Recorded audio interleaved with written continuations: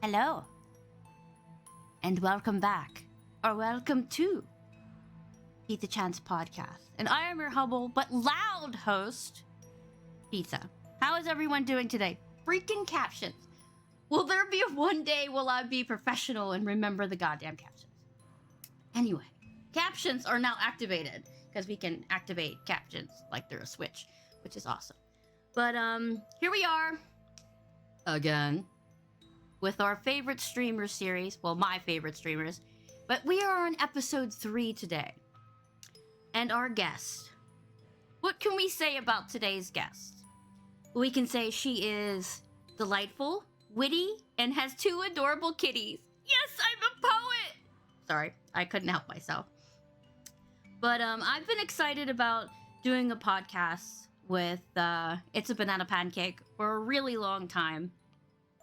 Sadly, I miss most of her streams because she streams at night, and by 8 o'clock my brain shuts off like a switch. It's like a little man powering down a power unit. It's like, you've been at work all day, please, just go to sleep. So I finally get to interview her and find out more about her because she's an amazing streamer and a really good person and has a really amazing laugh too. So let's bring her on. It's a banana pancake. Are we ready? Are we ready for this amazing stream? Yes? Let's do this! Hello, Nana. Hello. Hi, Lizzie. Hello. That's weird. I don't think you've ever called me Lizzie. You've always called me Pizza. Yeah, okay. So it's just weird that there's a like little groupings of people who call me different things, and it's just weird when they like, I don't know. I'm weird. But anyway, how are you this Saturday? I'm good. How are you? And that's funny you bring that up because some people call me It's Banana Pancake or Pancake, and a lot of people call me Nanners. Like, that is my preferred nickname. Nanners? So to speak. Nanners, yes. But your name is just so fun. It's a banana pancake. I was like, yay! That's a great name! I was like, that's so great. I'm so glad you just randomly rated me one day. But we'll get into that later. So now that you're having a wonderful day, well, I'm happy just because I'm not at work. So here we are having a fun podcast. So should we get right into it? Yes. Yeah. Okay. Yeah, let's go ahead. All right. So the hardest question on my list. Tell us about you, your hobbies and such. Oh, yeah, it's the most horrible question in my entire list. It's like, please don't make me talk about myself. I'm having like flashbacks to job interviews, and you're right. No, just not. It's like I don't have a cold face or anything, so you can just be relaxed. Okay, so a little bit about me. I live in Washington, D.C., and I'm in my early 30s. A lot of people think I'm still in my 20s, which is cool. I work in cybersecurity full-time, but I really, really enjoy streaming as a hobby, gaming in general as a hobby. I also like being outside as much as I am inside, so I love hiking, going and stringing up my hammock somewhere in the trees, reading a book, and just generally being outside. Camping is like hit or miss, but I do enjoy just really being outside as much as I do just cozying up and playing some video games for 8 hours. So you like to travel? Love to travel. I'm actually going to London in early March to actually go see a concert at a venue called Printworks that's been on my bucket list forever. Found out that Printworks is closing in a few months, and a couple of my friends were like, do you just want to go to London and go check it out real quick? And I was like, absolutely. That's good. So where was your favorite place you visited? The favorite place I've ever traveled to, that's tough. I will say, like, I know Machu Picchu is kind of like cliche, but Peru is stunning. The nicest people, amazing food. But Machu Picchu is really, really special. But I went to Southern Ireland this past July and absolutely fell in love with Ireland. It's, oh gosh, it's just so beautiful, and the wildlife is wonderful, and just, yeah, that's the perfect being in nature kind of place for me. It's very green, the air is so fresh, you're close to the coast. It takes like 2.5 hours to drive from the East Coast to the West Coast. It's perfect little size. I'd love to go there, but I love my couch too much. You should go to Ireland. Anyone listening should go to Ireland. It's oh gosh, yeah. I can't wait to go back. Yeah. Yeah, I always wanted to go to New Zealand.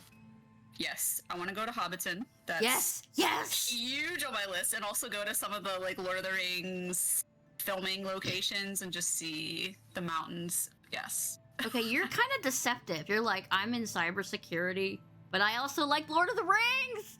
So it's like I feel like that goes hand in hand because like my coworkers are nerds, like hardcore nerds. Well, I guess there would feel be, like right? It makes sense. Yeah, like a lot of us are into gaming or like playing Magic or Legos, you know, like things that are considered pretty nerdy. So yeah, you just went up on my scale. It's like she likes Lord of the Rings. She's up here now, different tier. Oh, I love Lord of the Rings. That's like one of my comfort trilogies.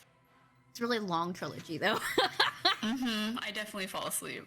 Yeah. But Are you a reader? Do you like books? I'm actually a really big reader. I am currently working through the Expanse books, so I'm really excited about that. I actually just got an email this morning from my local library saying that the first book was ready to be loaned, so I just downloaded that this morning. I actually just read ACOTAR. Are you familiar? A Court of ACOTAR, Thorns and Roses, which is written by Sarah J. Maas, and like Book Talk, like I'm a big TikToker. Book Talk is obsessed with it, but it's a really awesome series that is often described as fae smut. Oh, yay!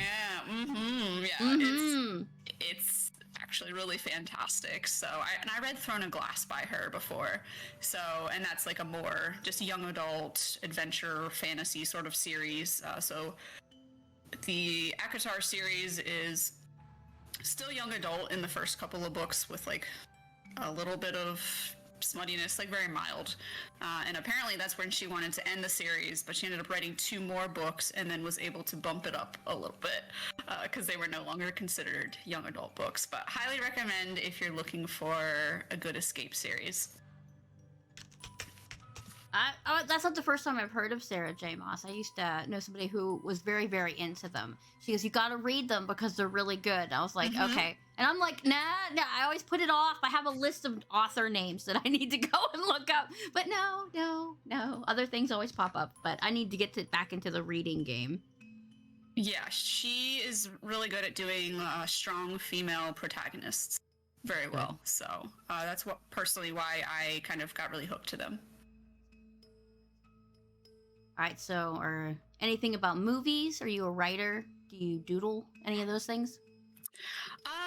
Movies. So I'm obsessed with animated films. I love stop motion animation, but just animated films in general. Like Nightmare Before Christmas was such a huge movie to me when I was a kid. Like I actually just found the VHS tape a couple of months ago, and I was like, oh my god, this is a relic. But I love, obviously, Studio Ghibli films. I have a no-face tattoo on my left bicep. And as far as arts and activities, I'm what I would consider an amateur watercolorist. I do have some of them on my Instagram, but I'll admit I haven't done it in a couple of months. But when I do, people really enjoy it. And like sometimes I've even done watercolor streams and people love it. So yeah, it's enjoyable. It's a good way to just kind of like funnel my attention and emotions into a piece of paper. And I honestly never thought I would say that. So highly recommend. Really good way to describe it. Yeah, highly recommend art if you don't do it on a regular basis. Yeah, watercolors are my bane. I have yet to figure them out. Either I have too much color or not enough color. I can't find the right balance. I'm an acrylic kind of person. Oh, see, I have no experience painting. I'm terrible at drawing. And then I feel like that's the reason I like watercolor, because it's more kind of like free roam, like things can be blurry, so to speak. You don't have to follow the lines unless you want to, and you can still paint a really nice image. And I like how you can also like layer the colors kind of And like you said, you can have a lot of pigment or you can have a little pigment. So you Right. can take one color and make so many different shades of that color with it. Yes. So Yes. It's fun. All right. The most important question, Nanners. Mr. Bill. Mr. Bill. Yes. What about him? What do you want to know? How Everything? long have you had Mr. Bill? And you can tell us about your new baby. So, Mr. Bill is my handsome baby boy. He is the ripe age of 17 now. And I used to ride horses, so yes, I'm a horse girl. But Nice. actually, both Mr. Bill and my other cat, we'll talk about her in a minute, they are both barn kittens. They come from the same mom, just different dads, so we think. But Mr. Bill, I started taking care of him when he was just a couple of weeks old because some lady's dog at the barn attacked his mom and she had to get put down. It was a whole situation. So we were like hand feeding the kittens and bathing them, and he stole my heart. He knew exactly what he was doing. So I am pretty much his mom at this point because I started taking care of him when he was just a couple weeks old. And then when he was old enough, I brought him home, and we've been absolutely inseparable since. So he's the most well-behaved cat I think I will ever have in my life. Like, I am convinced that he is my peak of cat ownership. Like, he doesn't scratch things he's not supposed to. He always goes in his litter box. Like, he eats his food very calmly. Like, I don't have to, like, ration his food. I can just put a pile out and know that he's going to eat until he's no longer hungry, and then he'll come back later. He's wonderful to play with. If I have nightmares, he will come up on the bed and sit on top of me until I wake up, and then he will sit there and purr until I fall back asleep. Like, the bond that we have is just absolutely on a level that I just don't think I'm gonna find again. You have the perfect cat. Yes, he's literally just an absolute angel, and I love him so much. And thankfully everyone else loves him too. Like, my friends, when he shows up on the stream, people always get really excited to see him because he has a really nice purr and he's a handsome boy. I love when you put pictures on Instagram of Mr. Bill. I get so excited. I go, it's Mr. Bill! My husband's like, who's Mr. Bill? Who's that man? It's like, it's a cat! Oh, okay. So tell us about your second baby. You just recently got Kellogg. Yes, so I just recently got Kellogg, and she was my mom's cat. But she is 18 years old. She was I think basically the litter before Bill. Like I said earlier, a different dad. But she is absolutely gorgeous, torty girl, and she is incredibly loving. Like, I've only had her for a couple of months now, so we're still getting to know each other. Like, I've known her entire life, but she lived with my parents, so she is extremely cuddly. She actually will, like, scream to get my attention because she constantly wants attention. Loves drinking water out of the shower for some reason and will, like, scream bloody murder for shower drinkies, and I'm just like, oh my god, please. Like, I don't want the neighbors to, like, call, like, and be like, someone's getting murdered. Like, she screams so loud. But for 18, she's so playful. Like, she just runs around all the time. I love her. Adapting well. How's Mr. Bill taking it? He definitely gets jealous. Though I can tell that he absolutely loves her and, like, wants to be close to her now. Like, when I first brought her home, he was obviously very upset because he's, being a single child for a very long time. But she wants something to do with him at this point, and he wants everything to do with her. So of course. I'm hoping at some point they'll want to be cuddly, but I just think she's just a people cat, and she just doesn't care if he wants to hang out with her. She just tells him to go away when he tries. But yeah, they're good. They'll play together. That's kind of how I got them to bond. It was just trying to, like, slowly get them closer to each other when I was playing with a new toy or something, and it seemed to work. That's good. Usually when you get, like, two pets, one is always, like, in your face, I want attention. The other one's like, meh, whenever you feel like it. So with these two, they're both in my face all the time. Oh So no!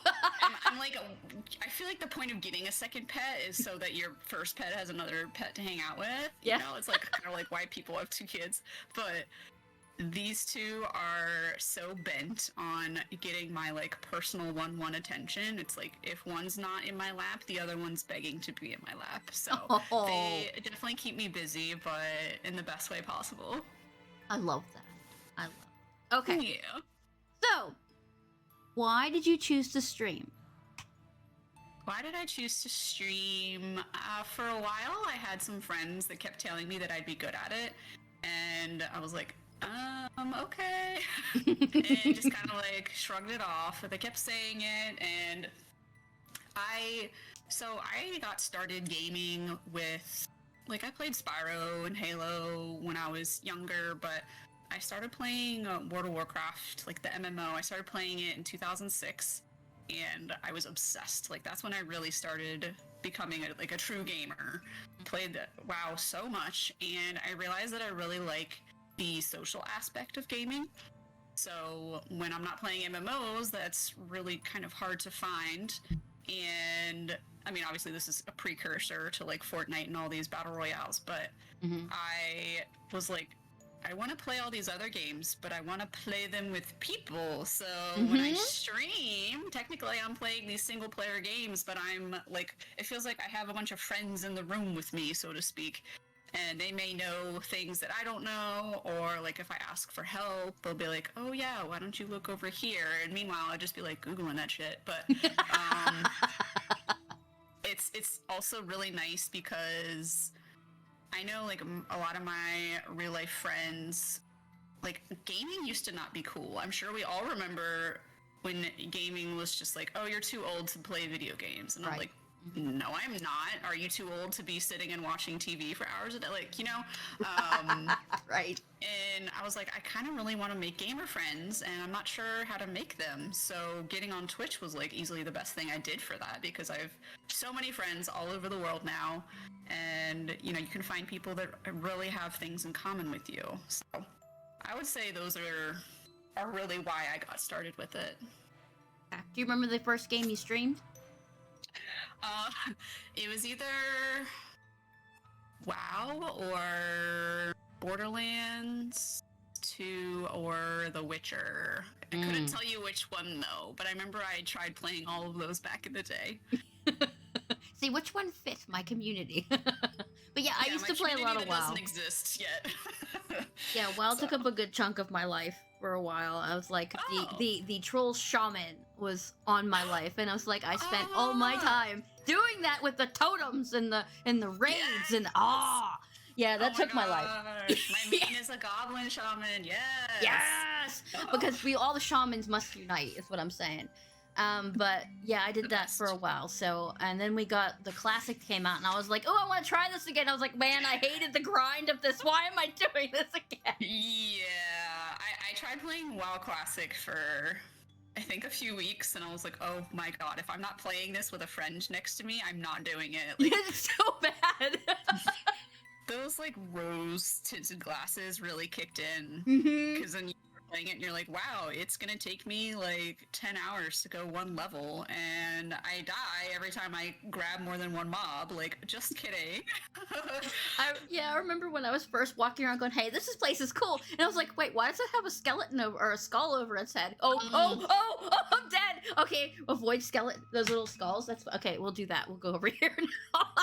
Mistakes were made. Yeah, you learn very quickly where to go and where not to go. Yes.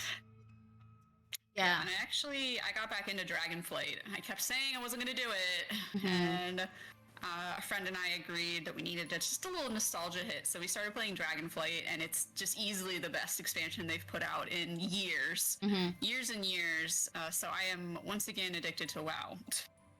All these years later, so yeah, it's bad. It's like you're almost afraid to go and touch it. You're like a junkie. It's like, no, I don't want to do that, because I know what will happen if I touch it. I have some friends that like know that I started playing Dragonflight when it came out, and they're like, so how is it? And I tell them about it, and they're like, should I get back into it? And I'm like, no. Don't do it! Not unless you want all your other hobbies to suffer as a result, don't do it. Yeah, isn't that the truth? It's like he knew. Oh my god, yeah. All right, do you have a YouTube channel? So I do have a YouTube channel. How do I not know this? Because I don't really push it that hard, to be honest. I don't have a lot of content on there, but I feel like, and this is for a lot of my friends that do streaming like part-time, I feel like I want to push a bunch of content on it, but when it comes to like sitting down and editing the videos and making the content, I'm just like, ugh. That's a mood. So I do actually want to start putting my Resident Evil playthroughs up on YouTube, since it blows my mind, by the way, that people have enjoyed them so much. So I will be putting those up there, but I have a couple indie games on there, and then I also have my Outer Wilds, which is like my favorite game ever, Echoes of the Eye playthrough up as well. So still working on it, but it's like one of those things that's always on my to-do list that somehow always never makes it to the top. It's hard. It's hard to if you're working and then trying to do all the other stuff that goes with streaming. You feel like you're burnt out all the time. Yeah, I just quite honestly video editing it's honestly really hard to learn, and it's very time consuming. So I have to do it when I'm really feeling up to it, like really feeling up to it, which is honestly not very often these days. So I need to like commit and sit down and just knock out a bunch of them in one day and post them. So yeah, long story short, I do have a YouTube, but I'm gonna try to focus on it more this year. So you're gonna have more interesting content. So when you mentioned earlier about the art and the watercolors, you're gonna have a little video about that on there, right? Like showing you, because I love art streams. I love art streams and art videos. I watch them while I'm at work, because most of the time somebody's talking really softly in the background and they're not swearing profusely like most of the streamers I watch. So it's like, okay, I can watch this while I'm at work and still do my work. So if you have those on there, I'll definitely watch them and give you comments. Hint. Yeah, I have actually thought about that, because like I mentioned before, I did a couple of art streams on Twitch, and I do have those recordings, so I've been thinking about putting them up on there. I just honestly, I am completely self-taught at watercolor. Like I just sat down when I got a bunch of like watercolor stuff for Christmas a couple years ago and just started painting. Like I haven't watched any how-to videos. I literally just do whatever, and somehow most of them have turned out like pretty okay given that fact. But I am also nervous about having my art out there and having it being critiqued, but that could just be like something I'm imposing on myself, you know? But a lot of artists do an art stream. Yeah. So I was like, what if this turns out terrible? And I will be honest, there was one where I overcommitted, not realizing that apparently the color yellow is like the hardest one to watercolor with, and it's also like hard to work with. And basically the entire picture had this like yellow kind of gaze over it, or haze I should say, because it was a sunset picture from Subnautica. And oh my god, it's so bad. Like I didn't even post it on Instagram afterwards. It was so bad. But I did a bananas and pajamas one that turned out freaking awesome. Nice. So maybe I'll post that video. Yeah. Yep. But with art, it's just kind of learn as you go. Because I taught myself basically to copy things from pictures. That's how I started. And then my dad says, like, you need to go to art school because you've got some talent. You could almost do it exactly. And then I went to school, and then I ended up working at a pet store. So art school doesn't get you anywhere. Yeah, I mean, that's cool, though. I wish I could see more of your art then. I didn't know you went to art school. Yes, long time ago, because I'm an old lady, and I don't like to, talk about it. But yes, I love drawing and artsy things. I'm into bullet journaling now, which is another expensive hobby. But it's like kind of also productive as well, though, right? Like it's good for your mental health. Yes, I need that a lot. So, I mean, it helps me organize my things, because I am the most unorganized person ever. Luckily, my main mod, I call her my assistant, she sends me reminders constantly. Hey, did you do this? Hey, did you do that? So it's like, oh my god, I need to get my stuff in gear, you know what I'm saying? But yeah. But I'd love to see some of your art. Now, glad you show you mine. I have them all over my wall. I'm almost running out of space on my walls because I have so Ooh, much wow. crap. Yeah, That's I awesome. spent 8 years not working, so you have to do something to occupy yourself. So you know what I mean? But yeah, that's pretty cool. So how long have you been streaming? Did you have a streamiversary? Streamiversary? I can't say words. I have kind of like a wonky sort of situation where I actually don't know what my streamiversary is because I started back in like 2018, and then I started grad school while I was working full time, so I ended up stopping, and then I started again after I finished, and then I had some family things going on, so I stopped again for a while, and then 2020, for obvious reasons, was a big year for a lot of us to really pick up streaming. And I think that's technically when I really started, was like December 2019, January 2020, and it just kind of kicked off from there, and it became something that was a constant in my life. So, but I haven't celebrated any streamiversaries. I will celebrate my like actual birthday on stream every summer because that's fun. But yeah, streamiversary I couldn't tell you. So I'm just going to go off track here for a second. I thought of Sure. a game that would be perfect for you. It's called Core Keeper. It's very Terraria and Stardew Valley. I think you should try it. So, funny story. I've actually been playing that with one of my friends off Really? stream. Yeah, I love co-op games like that, where it's like a lot of exploring and crafting. Yeah, I have. Yes, I know. One of my Twitch friends, we both love games like we were playing Stardew last night, Core Keeper. We played Valheim for a while, and then it got like unreasonably difficult, and we quit. But like, we love playing co-op games like that. So yes, I'm glad you thought of me, and I'm ahead of it. Yeah, when somebody says Stanley Parable, I automatically think of you. Oh, I love that! Like, because you do all of those kind of really thick puzzly and platformy type of games that I can't do because I have a smooth brain. So I love puzzle games. Yes, yes. I never really thought about it until, honestly, some of my viewers were like, you should play. I think because I loved Outer Wilds so much, which is in its own right a kind of a puzzle game. Some folks were like, you should play Myst, like play the Myst remake. And I did, and I was like, oh my god, I love this, like I need more. And we played like Abduction, Stanley Parable. We also played The Witness, which is like basically a satire or a parody of a couple puzzle games kind of put together. Yeah, that's become a bigger genre for me as far as streaming goes. So Stanley Parable is, for the record, freaking awesome. Oh, I also just played Superliminal. Yes. Which is wow. Really slept on that one for a while. So if you like puzzles and or like a little bit of an existential awakening, play Superliminal. It's on Game Pass for PC. Yeah, it's awesome. Have you heard of Death Watch or I'm on Observation Duty?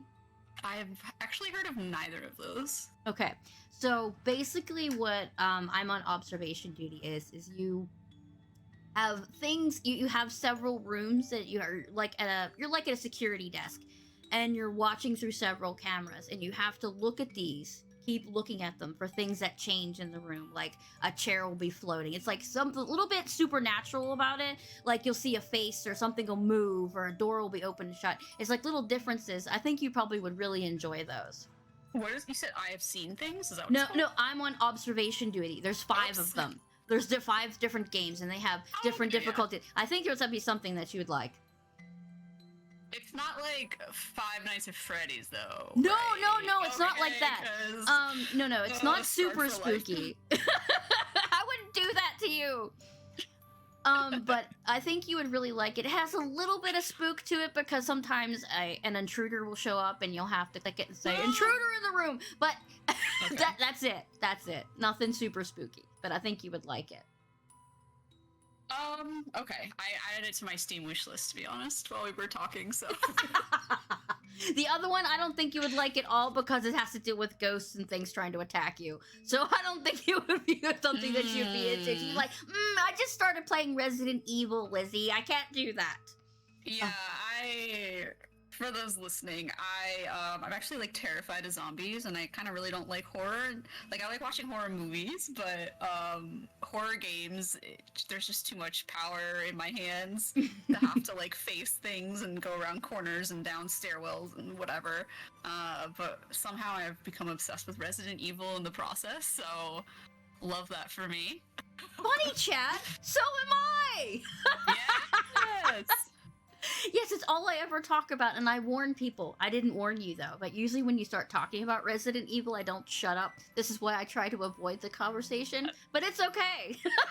I'll try to maintain myself, considering there's a new one, the remake is coming out and everything. Yes! So I actually just started the RE3 remake. I started it last week, and I'm trying to finish it in time to hopefully play the RE4 remake, because I've played all the ones I've played have been the remakes, because literally my first time playing them. So I played RE1, RE2. RE1 was like kind of frustrating for me because obviously it's like old and janky, and somehow it just scared the hell out of me. And RE2, I got really, really sucked into it because I realized that better maps, better controls, better combat. I was like, oh, I can do this. It's super fluid. I love it. And it has like the little puzzles. I fucking love puzzles. Yes. So it's like I can get through the scary parts as long as I get to do my fun little puzzles.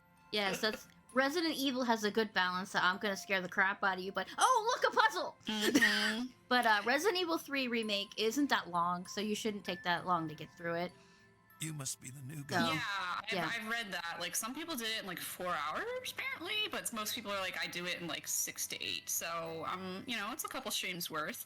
But I already, just from what I played the other day, like, I ran all over the place. I have no idea what I'm doing because I'm so used to the game being pretty linear, and this one feels a little more open. So we'll see how it goes. It'll be all right. I have faith in you. It'll be great, of course. Okay, also, so Mr. X is, oh my god. Oh my, so I don't know if you know this, but I did a walk only challenge.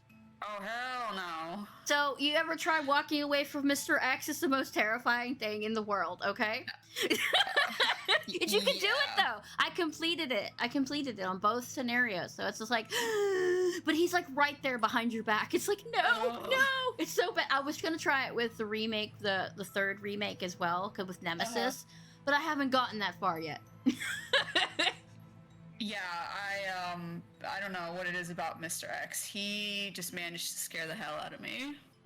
So, but I never shot his hat off. I will say that. People kept telling me to do it, and I'm like, they're trying to get me into a bad situation, so I'm not gonna do it. I'm just gonna keep running away. It's actually an achievement to shoot his hat off, so... Oh, okay.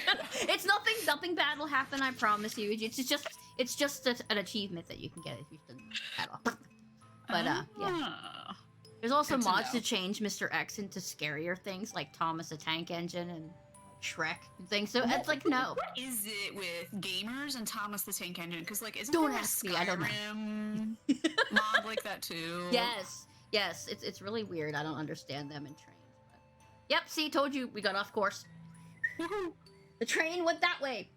All right. So, what's behind the It's a Banana Pancake brand? Why did you choose that name? So the reason that I picked Banana Pancake, period, was because I was playing WoW and I had named my first character Fahua Gods. It is a reference to Homestar Runner. But if you don't know what Fahua Gods is, it just looks like you just spammed a bunch of keys into your keyboard, and some doo-doo caca reported me for my name being like gibberish. And so I logged on one day and I couldn't play my character until I gave it a new name. And I was like, oh my god, I don't know. Well, you know, this is college. It's like early 2000s. I'm listening to Jack Johnson. And I was like, how about Banana Pancake? Like, sure. But I realized when I typed it in that I couldn't fit all the letters in. So I had to take out one letter in order for my name to work. And so I just subtracted the first A because it made the most sense to being able to like still read the name. And honestly, it just kind of stuck. Like, it just became, like, whenever I register anywhere, pretty much, it's just Banana Pancake. And the reason I put "it's" in front of it, and this was advice of another streamer friend who I think has, like, "I am" in front of their name, it's so that you can go and claim that name on all the platforms and have it be consistent. Because I'm sure if I just tried, like, Banana Pancake, someone would already have that on Instagram or TikTok or whatever. Yeah. So that way I was able to just be like, if it's Banana Pancake, it's me. That's me. Mm-hmm.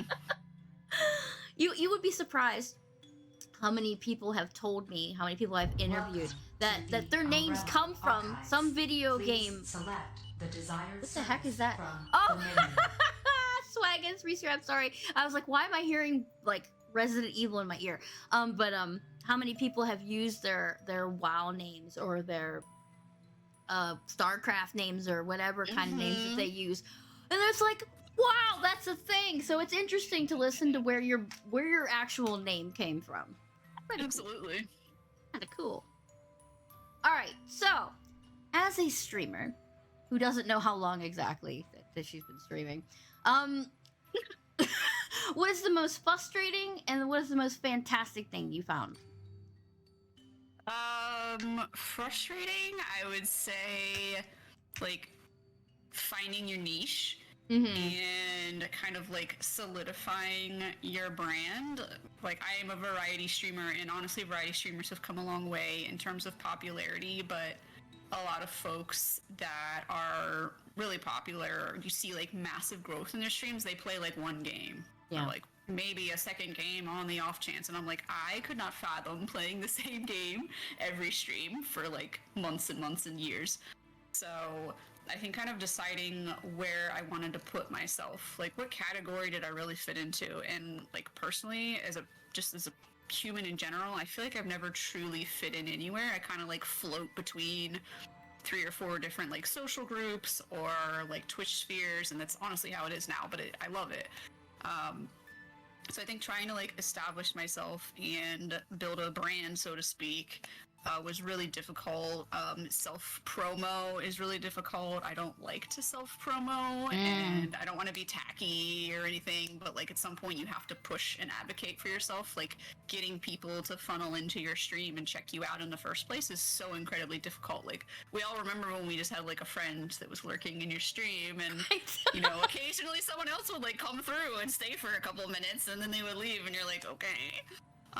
But yeah, I have all those metrics turned off when I stream anyway. Like, I don't even look at how many followers I have anymore, because I realize I'm just so much happier just like now that I know what makes me happy and what I enjoy to do. Like, that's ultimately what matters. I love that. So I love that. Yeah, the beginnings is hard. You can't really figure out where you go. It's like, okay, but I had an unfair advantage. I had already had a bunch of friends in the streaming world because I was, like I said, I was off for 8 years, so I had to find something to do. I drew and I wrote stories, and then I discovered Twitch because I was like, hey, I like to watch people play games. So I found this bunch of people that played games, and I was always, and I was like, you should do that, because I used to follow a lot of cozy streamers because I'd be writing while I'm listening, so I wanted something cozy. And it's like, since I like horror games, it's like, you should stream. It's like, nah, I don't think I could do that. And then eventually one day, you know, with the COVID, it's like, yep, I should try that. And that's where it came out. So I became the horror streamer, but I do a lot of other stuff now. So I'm kind of branching out from just horror. Yeah, when I think of your channel, I definitely think of horror games for sure. Yeah, Resident Evil, just kind of blasting through them. Yeah. And the Dead Space and all the creepy games like that. It's like, I love them. I love being scared. I guess I'm kind of weird like that, but I love horror in general. And then I picked up the podcasting because I was in some one of my other favorite streamers' streams, and she was like, you know, we should do an interview one day. It's like, yeah, let's do that. And then we just started it, and all my favorite streamers. And now I get to talk to all of you guys and like see how you feel about all the Twitch thing, you know, why you started streaming stuff. It's just so fun. I love it. I love just hanging out and finding out about people. I guess, I don't know. I'm just weird. Yeah, I mean, because you don't really have these kinds of like conversations with internet friends very often. Usually you're just like popping into the stream and it's like, hey, how are you? Hope you're having a good day. Like, blah, blah, blah. Yeah, the polite stuff. Yeah, this is on like a more deeper level. Yeah. And listen to you over here using these big words and sounding intelligent, and I'm like, yeah, that's great. I love that. You can tell that you are in an intellectual field, and I'm over here. I'm a bank teller, okay? Girl, do not put yourself down. No, No, it's just... we do not tolerate that here. I wasn't putting myself down. I was just saying how intelligent you sound. Okay, fair. I was giving you a compliment, not putting myself down. But because I already know I have some things that I can do, but sounding intelligent is just not one of them. Oh, miss, you do not give yourself enough credit. All right. So we talked about the fantastic thing. Also, you said earlier about meeting all the people from different places. It definitely opens doors in that avenue. It's like, hey, I have a friend in Portugal. Yeah. I have a friend in Brazil now. I have a friend over here. So, when I went on said trip to Ireland in July, my friend and I actually popped up to Edinburgh, Scotland for a few days, and I got to meet up with one of my Twitch friends that I made during 2020, like when everything was really bad. And it was just so awesome. We got to spend the day together. We actually, we were looking for a lunch spot, and we found this restaurant that was like literally a pancake restaurant. They had like sweet and savory. You could build your own, and it was just, I was like, this is the most on-brand thing that could have ever happened today. That's amazing. We went to like some museums together and some monuments, and just like got to actually hang out after years of just talking online. It was awesome. And yeah, I've met a couple people. I've met a couple other viewers or just like fellow streamers, and I look forward to meeting more of them. Honestly, it's just so fun meeting people in real life. It is. It's like, hey, I talk to you all the time on stream, but you meet them in real life. It's like, yeah. You exist. Gummy bears and rainbows everywhere. It's great. It's great. I love it. There's a lot of people I want to go and meet, and I want to go visit them. It's like, why do all my friends live over there? They live in the UK. I need lots of money so I can just go over there and like hit everybody. It's like I'm gonna meet all of you. I don't care. For real. World tour. World tour. Yes, my bucket list item is I'm going to do a pizza tasting tour in the US.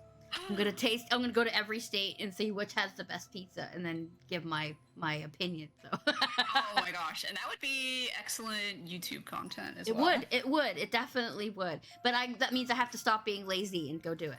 But anyway. True. Very true. All right, Pencil, why are you doing this to me? Okay.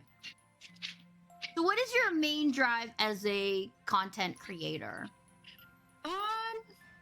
I think at this point, I honestly just love hanging out with my community and getting in that time together, and we're just making each other laugh. We can just forget about everything for a few hours. I also, like, honestly, the best thing that someone could say to me as a streamer is, hey, I watched you play XYZ game and you made it look really fun, so I went and I bought it. Or like you said earlier, when I think of this game, I think of you. Like, that kind of stuff is fun for me because the community has broadened my horizons so much when it comes to games. Like, obviously when you're streaming, you're constantly having to have a game to play. So what is in like your peripheral, you run out of it really quickly because you're just burning through hours of these games.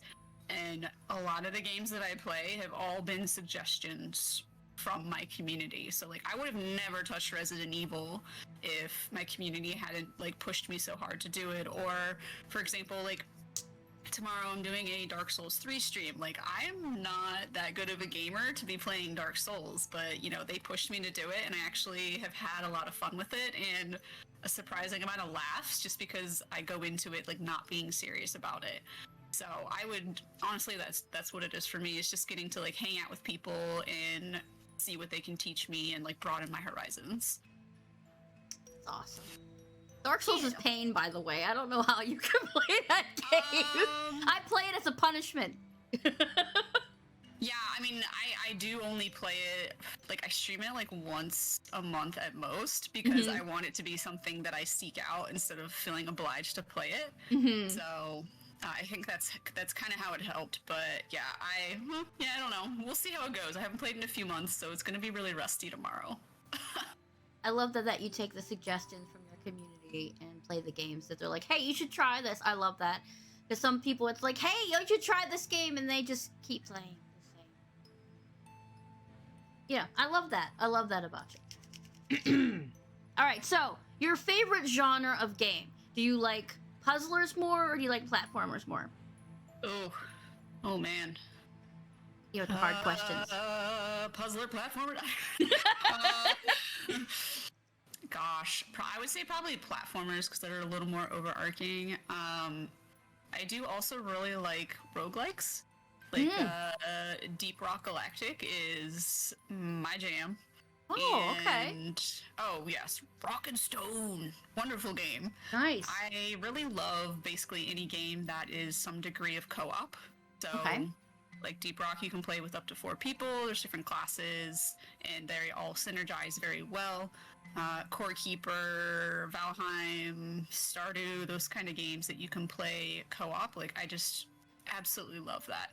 But for streaming purposes, yeah, I would say definitely RPGs, platformers. Is there one that sticks out above them all that you really love to play, that you can play over and over? A game that I can play over and over again? Hmm? It would still have to be WoW. Like, yeah, there's just so much to content. do. So yeah, I mean, you can go and pick flowers. You can go and battle things. You can go and mine. Yeah, you could do hours of just that. Yeah, somehow I just never get tired of it. Some weird way. But yeah, whenever anyone asks me that question, I'm just like, at the end of the day, it's still WoW. It's still WoW. I mean, it was huge though for a really long time. I think it still is in its own way. It's still huge. There is massive communities that go out and play those games, and it's just super fun. You can just hang out with your people, you know. Yeah, it's social. That's what I like. So it's easy for me to do that. And like when you have a social aspect to a game, it creates more of like a wild card. Like you never know what the people are going to be like. And sometimes you meet some really cool people and you make some new friends along the way. Even if it's just like, you know, a friend that you run a couple dungeons with and you never talk to them again. Like you don't have those kind of chance encounters in single player games. Be on at 1 o'clock in the morning. Hey, dude, you want to go run this with me? And they're like, yeah, why not? I'm not doing nothing. Sweet. Yeah. Then you make a friend for life. So it's a good thing. I like it. With WoW, I was also into Guild Wars. I played a lot of that. So I've tried over the years. I've tried a lot of other MMOs. I played a little bit of Guild Wars 2. I found the endgame to be lacking. I played Final Fantasy XIV for a bit, and for the most part, just found it cute but completely frustrating. Oh. In a lot of the systems, it just kind of really didn't do well. I played a lot of Lost Ark in 2022 when it came out. What's that other one that Amazon came out with, and everyone was really excited about it, and it was just I know which one you're talking about. My brain is just I can't think of the name of it now. I gotta look at my list. New World. That's it. I played a lot of New World in the beginning because all my friends were playing it, and then as soon as we all got bored and stopped playing it, I'm like, that's the only reason I'm here, so goodbye. That happens a lot in gaming communities. It's like, guys, you have to get this game. You get this game, you get into it for a little and go, nah, we're gonna do something else. Yeah, there's another streamer community that I'm really active in, and like I swear, like clockwork, like every 4 months, everyone's like, want to create a Minecraft server, and then we just play Minecraft like 24/7 for 2 weeks, and then one day we just all stop logging in. It's so good though. With something so much fun about sitting there digging sand, digging dirt. It's like it's fun. It's very soothing and relaxing. Like building a house and exploring and like going for a little. I love like, and I'm like convinced Minecraft is a horror game because I don't like the Slender Man things and all the other creepy stuff. Like I remember when I like first played Minecraft and I was like in my house staring out the window and I could just see like the glowing eyes of the Slender Man literally on the other side of the wall, and I was like, oh my god, like I can't do this. Oh my god, yeah. Last time me and my husband played, we were building. He was building this underground. It looked like something from Lord of the Rings, like the Mines of Moria. He had all those archways and everything in there. Ooh. And we were down there, and we kept hearing the bzz, bzz, bzz, bzz. It's like, the hell is that? And Mr. Enderman, was bouncing around down there because he got caught and he was glitched. It's like, get out of here! Oh my god. So my husband came down and killed him. Yeah, It's like, stop eating yourself into the wall! Yeah, I just started playing Minecraft, like, I think the first time I played it was 2020. It was very, very late to it, and I will be honest, I'm still not a very good Minecraft player, but it's one of those games that's just awesome to play with a big group of friends, because someone just, like, leaves the server up, and people can just hop on and off when they want to. That's awesome. I did that with Ark, too, with you could ride the dinosaurs and do all kinds of cool stuff. But yeah, I did that with that. We had a server we started on, and it's like, it's a T-Rex run. It was just fun. It was fun. I never played Ark. I had a couple friends that wanted me to get into it, and I think I literally just didn't have the disk space to download it, so I never ended up playing it. Oh, it is a monster. It needs a hard drive all to itself now. It is enormous. Mm-hmm. It's great. My husband actually got a separate hard drive just for Ark. It was so bad. It was like bogging down his computer and everything. It is massive. I don't know why it is so big. It's like other games that are more graphically intensive than it are clearly not that big. So I don't get it. Yeah, it's true. It's true. But yeah. All right. Oh, so we were talking about spooky games, Miss Banana Pancake. Spooky. We'll be having more spoopy games on the horizon because that will make me most joyous because that's my cup of tea. I mean, I'm gonna continue with Resident Evil. Yay! I did have my community recently tell me that once I finish the Resident Evil franchise that I should do Dead Space, which oh my god, because there's the remakes. Although I'm like low-key worried that my 2070 won't be able to play the new ones.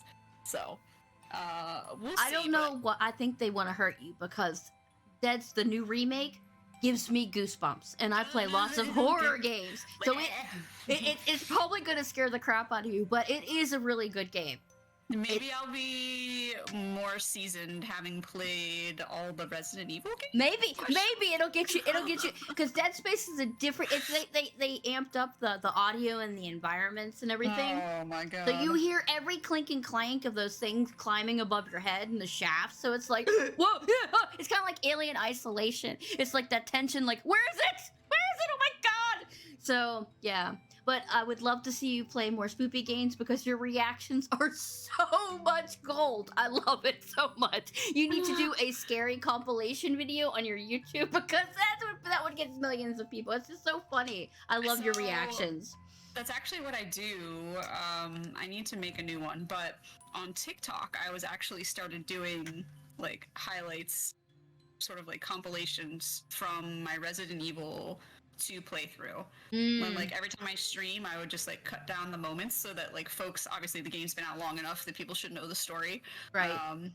But I would just like cut it down to critical moments so people could follow where I was in the game, and I would just like put them chronologically, and people liked it. So yeah, I'm gonna keep doing that. But that's really fun to me, and I've been told that would be good for YouTube Shorts as well. So maybe one day. I'm too old for TikTok, I think. I just don't like it. So I usually do. I hate Twitter. So YouTube and Twitch. YouTube and Twitch. I only use Twitter because I have to. So it's like, okay, that's where I can communicate with people. But yeah, I'm not a big TikTok person. So if you put it on YouTube, I can watch it too. I love TikTok. Like, I am definitely addicted to it, but it's easily the supreme platform right now. So she's like, it's supreme. It's pretty good. That's good. So if you do Dead Space, I definitely want to be there to watch it. I'll drink like a gallon of caffeine just to stay awake to watch it. Oh my god. It'll be an epic adventure because it is such a good game. I actually heard that they're going to be remaking the second one as well. And the second one, it has a lot more action, and they said it's a little bit more scarier. I don't know. I think they're equally as scary, but still, it'll be awesome to see them remake the whole series and maybe give it some like closure or a different direction. I don't know. It's awesome. It's awesome that they're doing this with such a great game. Yeah, I'm excited even with like the Resident Evil remakes. Like I'm glad that they're doing it just to update them, but to also, I mean, I'm sure it's debatable. I read a lot of. It's very polarizing RE3 remake. Like a lot of people are like, oh, it took out the best parts of the story, and some people are like, those parts didn't need to be there in the first place. But making it like fresh and appealing to a new set of gamers like myself has been absolutely fantastic. So I'm excited to see it. Like I remember when Spyro got a remaster, and all of us who played it growing up were like, oh my god. Yeah, you get hyped about it. A bunch of new people played it too. Like, Yeah. I love that. And with the Resident Evil 3, the remake, I'm with the unpopular opinion. I really loved it. It's the first one I ventured past the like standard difficulty to the other difficulties, and I was like, I challenged myself. I was so proud. I'm so proud of that. I haven't beaten the hardest difficulty yet, but I will beat it. But it just I don't know. I really like the character dynamic in it. It may be a little short, and it is missing some of the parts, but that's okay. It's okay. It's a speedrunner's dream right there. It gives them something to run. There you go. I guess I'll find out. Yeah, you'll love it. You'll love it. But okay, so what is next for your channel? Are you interested in the big P at all? You know, I'm not even being gross right now. The big partner. I think it's kind of realistic for me to know that I will probably never be partner. And I don't want to say like never is never, but given how dedicated I am to my career, like that is always going to come first with my time and my energy. So, and it takes a lot to be partner these days, like a lot. So I recognize, and it's taken me a while to come to terms with it. I recognize that I just cannot throw down enough content creation to build up my channel and my community to that level. And like, that's okay. Like I started streaming because I wanted to have fun. And as long as I'm doing that, then hey, we're doing great. But I mean, unless, you know, knock on wood, something tragic happens to my career, then I don't think partners is what's going to happen. But as far as new content, I do like dressing up for streams, like doing a little cosplay. And I had a fundraiser stream a while back where one of the goals was a Mr. Bill cosplay stream. So I need to get working on that. I'm just trying to wrap my head around how I'm going to cosplay as a cat and have it not be like the creepiest shit ever. That's coming up. But like I did a Halloween stream where I dressed up as Naja from What We Do in the Shadows. Some people know me for my Guy Fieri cosplay streams, which are a fucking blast, to be honest. I haven't done one of those this year, so maybe I can do another one of those. But I do like dressing up, and I think that's the best way to shake up the streams a little bit without like overly committing to like sitting down and actually making content. I love it. I love that. I love people who cosplay and do all those kind of like antics in their streams, because it just makes their stream to the next level. It's like, oh, look at I follow a streamer. Her name is Angeline. Every stream she is a different Resident Evil character. Oh wow. It is really, really cool. I love her stream. She has good content. She's funny. But the extra level of the cosplay, it's just the icing on the cake. It's like, that's her thing. Every streamer needs to have their thing. You know what I mean? Exactly. Yeah, that's her brand. That's her brand. That's her thing, and you can't, even if you steal it. It's like, ugh, but still, it's a lot of people do that. The body painters and everything like that. But the cosplayers and the gaming all at once. That's really cool. I like that. I would love to see more of that. Oh yeah. It's like when you're little, it's like, we can play make-believe now and play games and get paid for it. Right. It's really, really cool spot to be in, to be honest. A lot of people I work with are older. They're like in the 50s and 60s range. They have no idea why I do what I do. And that's okay. It's like I don't understand how you can just sit there and play games and people watch you. I was like, you watch football, right? Mm-hmm. And they're like, yeah. I was like, you're watching somebody else play football, getting paid an insane amount of money for it. He didn't say anything. He just went back in the office. I was like, yeah, see? It's the same thing. And anyway, all right, we did that. So, what would be your advice? Like 5 tips for a noob streamer. Ooh.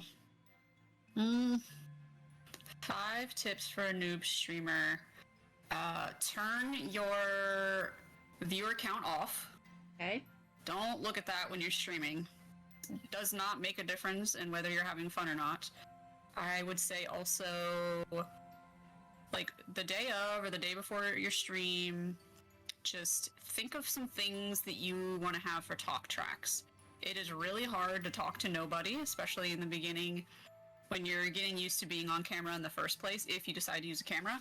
But to keep the conversation going and kind of like engage people, like I would just think of episodes of shows I watched. Like when Game of Thrones was going on, we would talk about Game of Thrones. Right now we talk about The Last of Us every week. You're watching that? Okay, I'm good. Yes. I love Pedro. I'm scared, but I'm watching it. It's so good. And oh gosh, other tips. Don't give up. Yes. Definitely don't give up. Also, get your friends and your family members involved. Just have them come lurk on your stream because unfortunately with the way that Twitch has Discovery set up, you are bumped up by the numbers of viewers you have. Mm-hmm. So if you have 4 people in your chat, and even if they're lurking, that's still going to put you above everybody else that has 3, 2, or 1 viewers. Right. I'm trying to think of like a 5th one.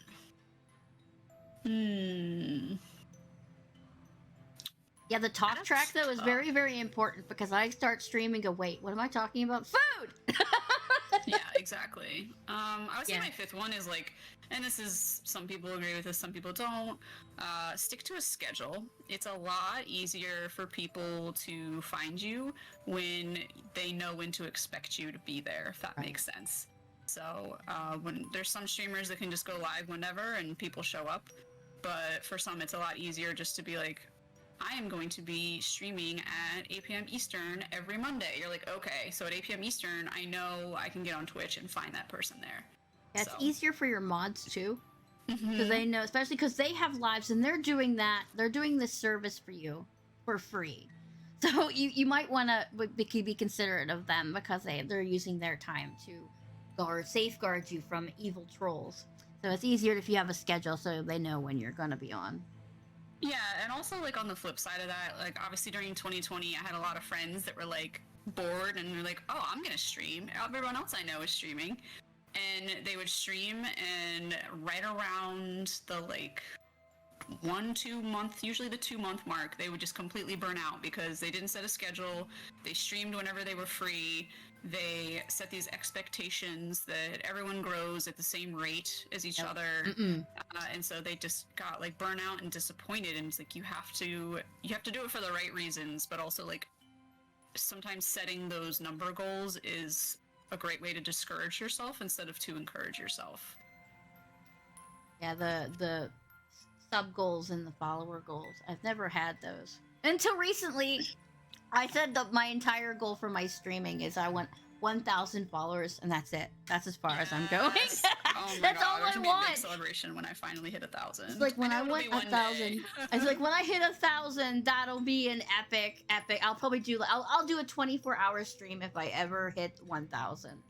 But I know it's gonna be a long time, so I have a lot to prepare for it. But so because everybody does kind of grow and because it goes down, up. It's not a steady growth or whatever. And it's like sometimes people are busy, holidays and that. And some people grow faster because they just happen to hit the right thing that day. So it's really easy to just go, well, I'm not good enough and give up. Oh yeah, I struggle with that even to this day. I'm just like, I know my content could be better, but I also have to recognize that I'm still working on my career in real life, and I have all these other things going for me in life. Even if streaming is not like as great and amazing and perfect as I ever wanted it to be, like, am I having fun? Am I making friends? Yes. The end. And kudos to you for balancing work and streaming. Holy shit, I have yet to figure that out. It's actually really hard, to be honest, especially in cybersecurity, because it's just a really intense industry. And you could work all day and all night and never finish if you wanted to, honestly. So setting those boundaries is important, but also I've only been in the industry for 3 years, so in a lot of ways I'm still playing catch up in my knowledge base, and literally every day at work I'm learning 5 new things. So my little brain is usually pretty tired, but that's why I've leaned more into the Sunday morning streams, because I'm like rested and it's the perfect time for me. Do they send you to classes? Do you have to take extra classes or training for your job? I don't have to. I do have my Security Plus certification, and I'm actually looking into getting the CISSP, which is very difficult, apparently, to not only study for months for, which is intimidating, but also a lot of very smart and seasoned coworkers were like, yeah, I tried taking it once and I didn't pass, and I never took it again because it rattled me so bad. And I'm just like, oh, okay, you know, I'm gonna try and do my best, but my big thing with the studying is like, that's gonna cut into my streaming time even more, and like I'm constantly battling. This is my hobby and I love it, and like people depend on me to a certain point to like stream and create content, but also I want to get this certification. Like there's just this constant battle of like time and energy and dedication that I don't know if it'll ever go away, but make it work somehow. I admire the fact that you can actually work and then do a stream, because after so a lot of streamers can do that. They can work like a full like 8-hour day, then come home and then stream for 4 more hours. My brain is melted. I don't know if it's just customer service that does it to me in general, but helping the public just makes me feel like my life has been sucked out. I'm a husk when I get on the bus, all right? I can't think. I can't form words. I need to regenerate. It's like, it's really weird. But you doing all of these coding and important things, and then you can still stream and be fabulous. I admire that. Thank you. Welcome. Because it's hard. It's hard to stream. People think it's easy. It's not. It's not easy. Yeah, streaming is actually a lot harder than it looks. And, you know, with a lot of hobbies, if someone makes it look easy, it's because they've practiced for a very long time. And, like, we all start the same way, basically. But, yeah, streaming is quite difficult, especially if you want to, like, stay relevant. And learn how to use all the technology and everything. It was like, stream labels? I was like, oh, like last year I figured out stream labels. I was like, oh, Dolly, I'm a pro streamer now. No. That's okay, though. And I got a stream deck for Christmas. I'm like, oh, this thing is amazing. But, yeah. Those are awesome, legitimately. Yes, they're pretty cool. You can do everything with a touch of button, and I like being lazy, so that's just the perfect thing for me. It's not lazy, it's just efficient. Oh, well, there we go. I'm efficient now. All right, so we're at the end of our question list, and I always do an off-the-wall question that has absolutely nothing to do with streaming in general. Okay. So, don't be afraid. Oh my god, I just put all my cards on the table with that, didn't I? What was your favorite subject in school, and why? My favorite subject in school? Definitely not math. No, not math! I don't want to be that person to say gym, but like, I would say that I was definitely a science girly. Ooh. And I remember specifically, I want to say it was like 11th or 12th grade, I got to take a zoology class. Ooh.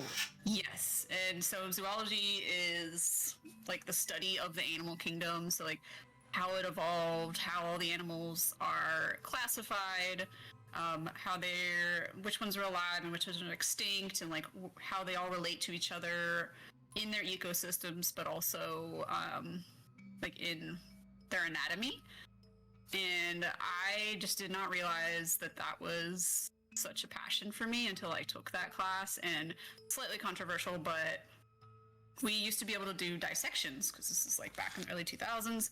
And I remember dissecting, I think it was like a dog shark, and I took a scale and I looked at it under the microscope, and I was like, I just assumed it was going to be like a fish scale. And I don't know if you've ever seen like a shark scale before, but they look kind of like arrowheads almost. Like they have very unique shapes compared to, I don't know, it's just like assuming something. And there was something about getting to like look at everything under a microscope and just explore how these little creatures were created and how they worked differently than us, but also getting to sketch them. For whatever reason, that was really fun to me. I guess because, like you, I like to. I'm very good at like copying images, Mm-hmm. and on all the exams, like just flying colors, just hundreds. I would get the bonus questions, like, and I have never been like that. And I'm not a test taker.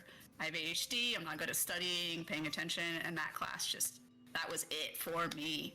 Zoology. You're just so fascinating. I could talk to you for hours. That's very flattering. Thank you. But sadly, we've come to the end of the stream. Because I don't want to take up too much of your time. You know what I mean? Because this is the weekend, and lots of people wanted to do their thing on the weekend, especially with all of the brain work you have to do during the week. All right. Yeah. All right. Well, thank you so much for joining me. Yeah, thank you for having me. Honestly, it's an honor to be And someone that you would want to have interviewed. So I really do appreciate it. You're so fun. Seriously. I mean, you just randomly pick my stream to come in and raid one day, and it's like I watched your stream and I was like, yes, she's somebody I want to hang out with.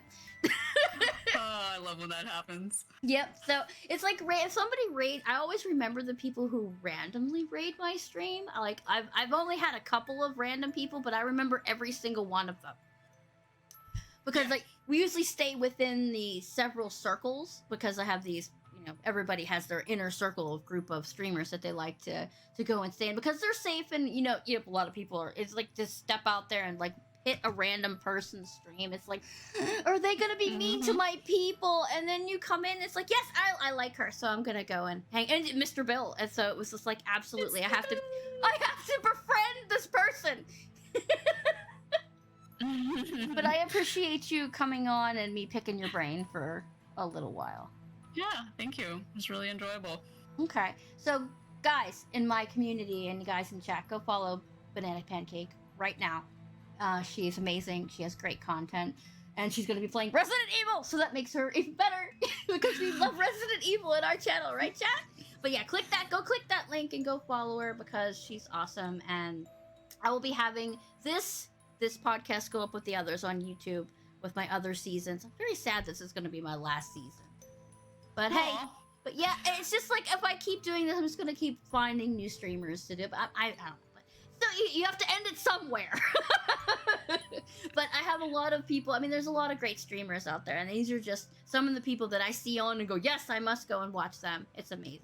But thank you so much. If you want, you can head off here. I know you probably have lots of things to do, but I do appreciate you coming by. Of course. Thank you so much. Bye, everybody. Bye-bye. Guys, that was fun, right? Hello, Zenbo. So that was fun. We met the It's a Banana Pancake. Like I said, go follow her on her channel. She's fun. And follow her YouTube too because she's really sweet. And who's our next podcast? Our next podcast is the Swag. You won't want to miss that. That's going to be on Wednesday the 22nd at 1 p.m. Eastern Time. I will be interviewing my latest Swaggins. The aficionado on Final Fantasy and Resident Evil should be a good time. I just love her commentary. Her commentary is gold. She's going to be having a podcast of her own soon, so keep your eye out for that. And what else is on the schedule? Tomorrow I'm not doing a stream because I'm going to have hobby time, because hobby time is absolutely important because we need to play games and just chill and relax because I've had a stressful week. So Wednesday is going to be in the morning. We're going to be having The Last of Us episode 4 in our Discord. Then we're going to have the Swagcast at 1 p.m. And then that Saturday is going to be Diamond Painting Cozy stream, so you don't want to miss that. And then the 26th is going to be a special stream. It's going to be Hubby Takes Over. Hubby's going to take over my stream, and he's going to be playing BioShock. And that'll be the end of January. February. It's not January anymore, idiot. February. So that's important. But yes, so am I done rambling? Yes, I'm done rambling now. Yes. So we'll do that. So thank you everyone for coming by and listening to the podcast on this Saturday afternoon. Let me see if I can find somebody to raid. Do we have some raids? Some people we can raid? I'm pretty sure we do. Oh, let us raid my mom. We have to raid Shotgun Jen because she's streaming today. She's streaming Fable, and Fable is amazing, and we all love Shotgun Jen. Well, I love Shotgun Jen because she is not shout out Jen, Shotgun Jen. Can you spell? Please. Please. Words. I am having so much trouble spelling right now. There we go. We're gonna go raid Jen. Again, thank you all for joining me. I hope you have a good weekend, and I will see you on Wednesday for the Swag Cast with my lady Swaggins. And if you're in the Discord, we can watch Pedro Pascal be grumpy together. Anyway, make sure you have some good food today. I love you.